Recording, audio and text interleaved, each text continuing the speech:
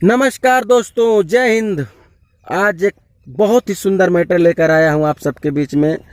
मैं राइटर वकील कुशवाहा आप सब समस्त भोजपुरिया श्रोता का अपने चैनल कवि की रचना में बहुत बहुत स्वागत करता हूं। तो दोस्तों, आज एक नया मैटर है, नया अंदाज है, तर्ज वही है लइका तोहरा के पापा कहता। उसी तर्ज पर मैं आज एक रविदास जयंती का सॉन्ग लेकर आया हूं। रविदास भजन है। मुझे आशा है आप सबको बहुत अच्छा लगेगा।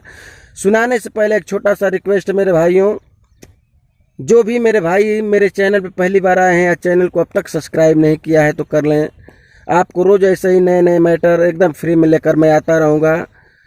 और दोस्तों, आप सबका प्यार मुझे बहुत मिलता है, बहुत आशीर्वाद आप लोग मुझे देते हैं। बस ऐसा ही बनाए रहें और मेरे गाने का लाइक करके आप मेरा हौसला इसी तरह बढ़ाते रहिए।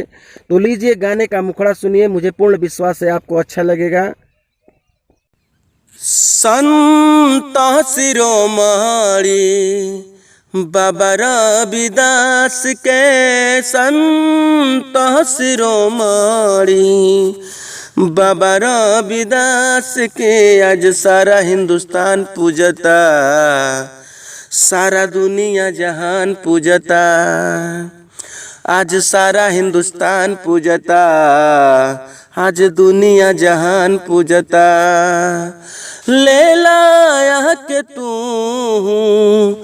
बाबा का आशीर्वाद के, ले ला आके तू बाबा के आशीर्वाद के।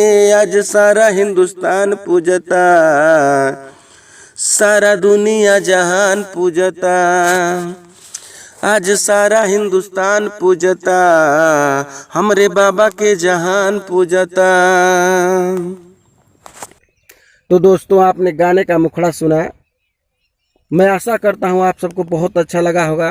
तो अच्छा लगा है दोस्तों तो एक लाइक तो बनता ही है। आप लाइक कर दें और कमेंट करके बताएं मुझे कहाँ मेरे गाने में टूटियाँ हैं वो भी बताइए, और कहाँ आपको अच्छा लगा वो भी बताएं। तो लीजिए गाने का अंतरा सुनिए। आज के दिन बाबा लिहले जनमवा, लागेला निक सजल रथवा हो। चलाए बहुजन संत शिरोमणि, बाबा का बात मनी सथवा हो।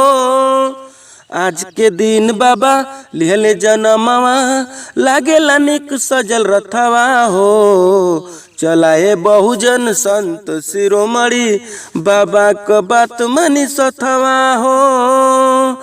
जाति पत मिटावा पीछे छोड़ा मनुवाद के, जाति पत मिटावा छोड़ा पीछे मनुवाद के। आज सारा हिंदुस्तान पूजता, हमरे बाबा के जहान पूजता। आज सारा हिंदुस्तान पूजता, हमरे बाबा के जहान पूजता। तो हाँ दोस्तों, आपने गाने का पहला अंतरा सुना। और यदि आपको अच्छा लगा हो तो एक लाइक करिए, गाने को अधिक से अधिक अपने दोस्तों में शेयर करिए। यदि आप नहीं गाना चाहते हैं तो दूसरे दोस्तों को दीजिए, शायद वो गा लें। तो लीजिए गाने का लास्ट अंतरा सुनिए, मुझे पूर्ण विश्वास है आपको अच्छा लगेगा। सबसे पावन बाबा दरबार बा, आके तू हजरी लगाला हो।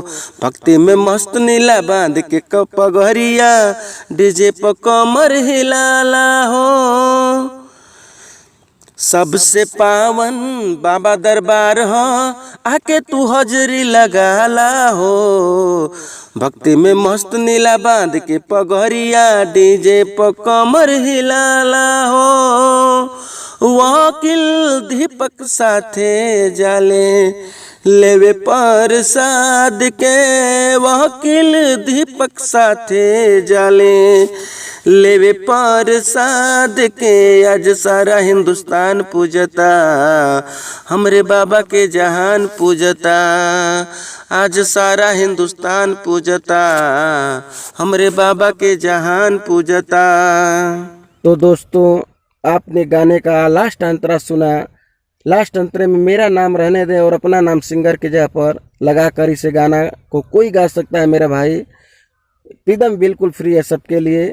तो आपने सुना तो अच्छा लगा तो एक लाइक कर दीजिए और मिलते हैं एक अगले वीडियो में एक बार नए मैटर के साथ। बहुत धमाकेदार मैटर मैं कल लेकर आऊंगा दोस्तों। चैनल सब्सक्राइब करके बने रहे मेरे साथ। जय हिंद, जय भोजपुरिया समाज।